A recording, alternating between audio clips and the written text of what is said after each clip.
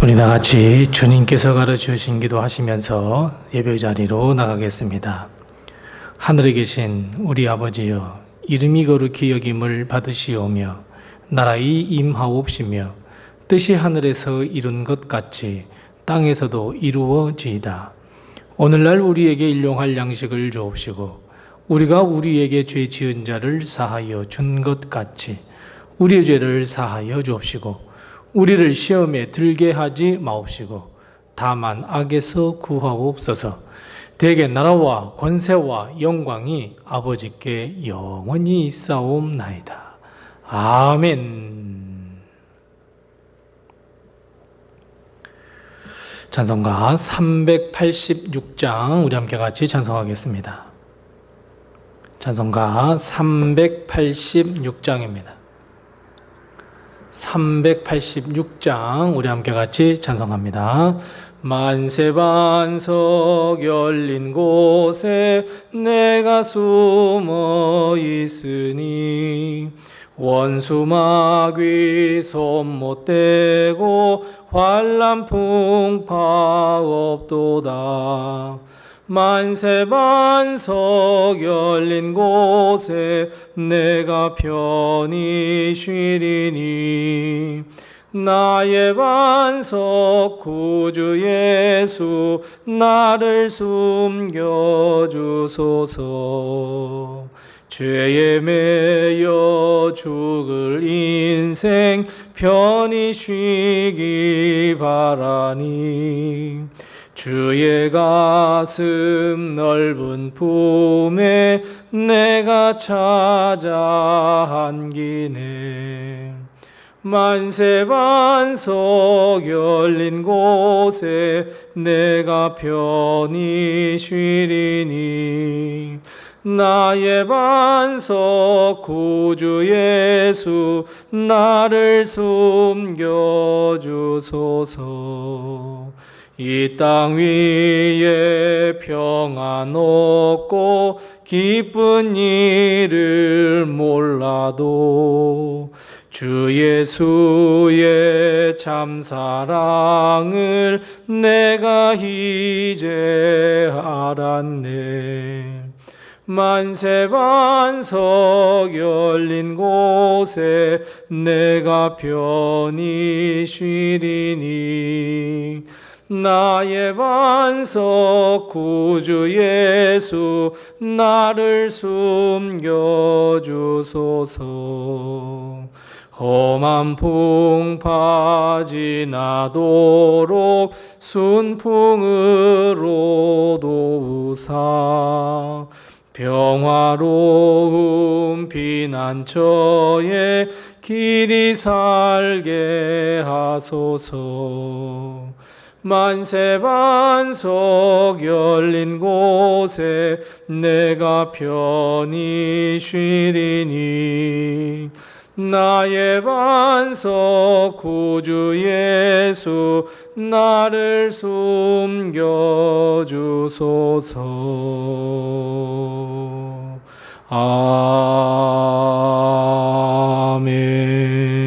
아멘. 아멘. 오늘 시간 하나님께서 우리에게 주시는 말씀은 구약성경 창세기 30장 1절 말씀부터 13절 말씀입니다. 구약성경 43면에 있는 창세기 30장 1절 말씀부터 13절 말씀입니다. 구약성경 창세기 30장 1절 말씀부터 13절 말씀까지 우리 같이 한 목소리로 이 말씀을 봉독합니다. 라헬이 자기가 야곱에게서 아들을 낳지 못함을 보고 그의 언니를 시기하여 야곱에게 이르되 내게 자식을 낳게 하라. 그렇지 아니하면 내가 죽겠노라. 야곱이 라헬에게 성을 내어 이르되 그대를 임신하지 못하게 하시는 이는 하나님이시니 내가 하나님을 대신하겠느냐. 라헬이 이르되 내 여종 빌하에게로 들어가라. 그가 아들을 낳아 내 무릎에 두리니 그러면 나도 그로 말미암아 자식을 얻겠노라 하고 그의 시녀 빌하를 남편에게 아내로 주매 야곱이 그에게로 들어갔더니 빌하가 임신하여 야곱에게 아들을 낳은지라. 라헬이 이르되 하나님이 내 억울함을 푸시려고 내 호소를 들으사 내게 아들을 주셨다 하고 이로 말미암아 그의 이름을 단이라 하였으며, 라헬의 시녀 빌하가 다시 임신하여 둘째 아들을 야곱에게 낳으매 라헬이 이르되 내가 언니와 크게 경쟁하여 이겼다 하고 그의 이름을 납달리라 하였더라. 레아가 자기의 출산이 멈춤을 보고 그의 시녀 실바를 데려다가 야곱에게 주어 아내로 삼게 하였더니, 레아의 시녀 실바가 야곱에게서 아들을 낳음에 레아가 이르되 복되도다 하고 그의 이름을 가시라 하였으며, 레아의 시녀 실바가 둘째 아들을 야곱에게 낳음에 레아가 이르되 기쁘도다 모든 딸들이 나를 기쁜 자라 하리로다 하고 그의 이름을 아셀이라 하였더라. 아멘. 오늘 하루도 하나님의 놀라운 축복이 우리 교회와 성도님들의 가정 모든 일터 위에 함께 하시기를 바랍니다. 라헬은 남편 야곱의 사랑을 받은 아내였습니다. 하지만 언니이자 남편 야곱의 또 다른 아내였던 레아는 아들을 넷이나 낳았습니다. 야곱의 시대에 여인은 아들을 낳는 것이 큰 복 중에 복이라 여겼던 시대였습니다. 라헬은 언니 레아를 보자 화가 나기 시작합니다. 시기하기 시작합니다. 야곱에게 자식을 낳게 하라고 화를 냅니다. 하지만 야곱은 오히려 더 성을 내며 태를 여는 것, 아이를 주시는 것은 하나님이라는 말을 남겼습니다. 어찌 하나님을 내가 대신하겠느냐라고 하는 말을 해주었습니다. 결혼한 여인이 아이를 갖지 못한다는 것은 아주 큰 고통 중에 하나였습니다.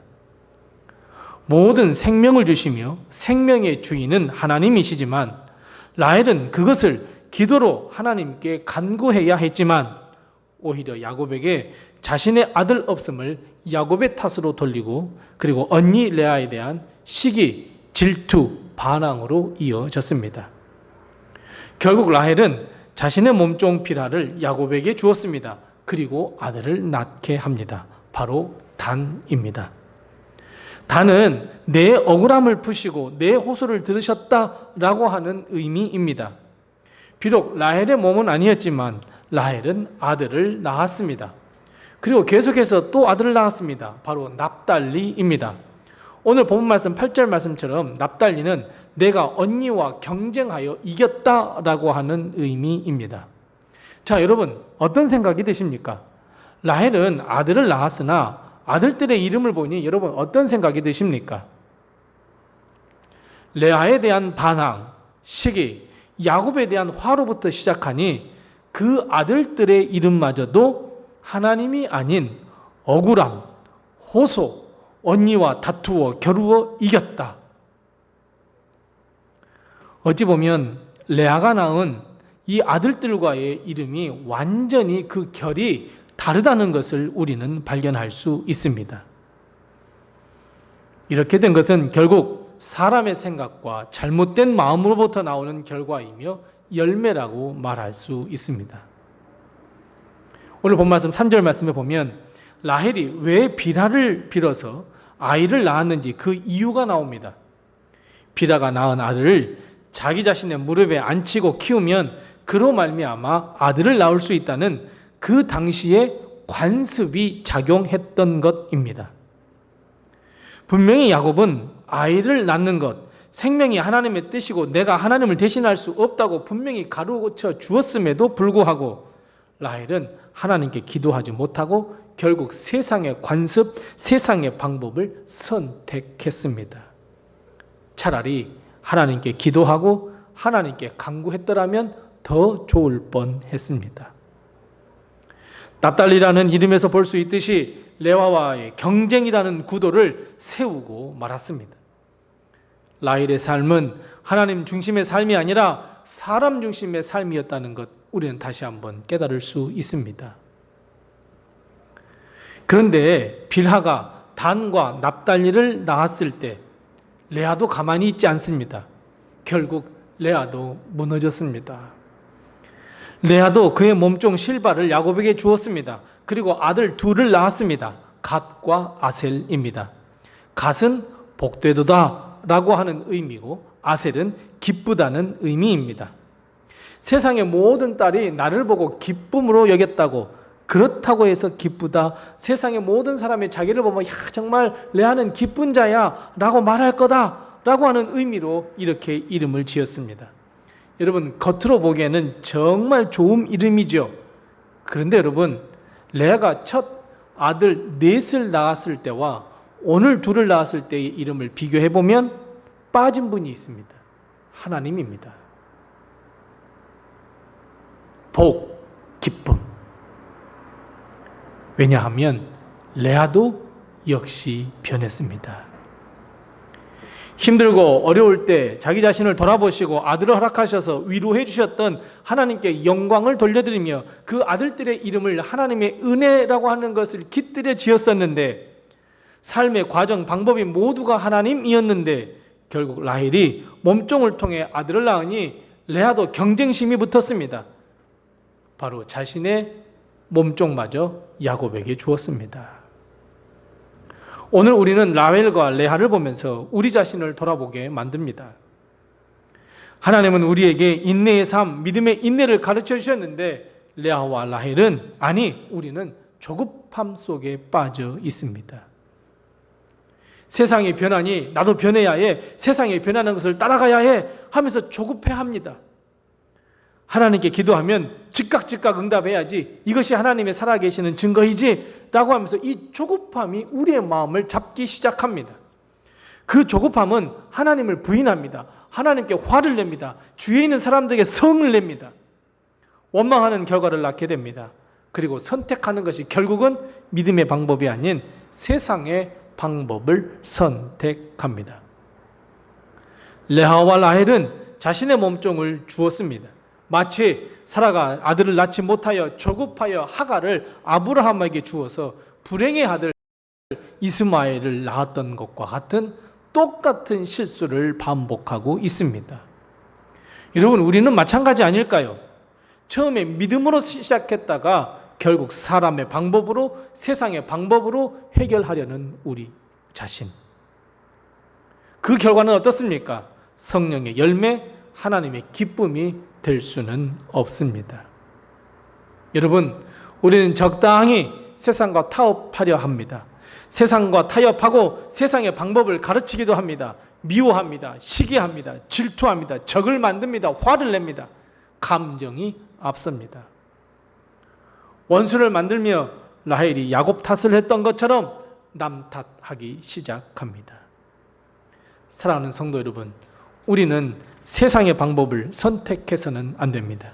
세상의 유혹에 빠져서도 안 됩니다. 하나님의 방법, 하나님의 은혜, 하나님의 역사를 선택하셔야 합니다.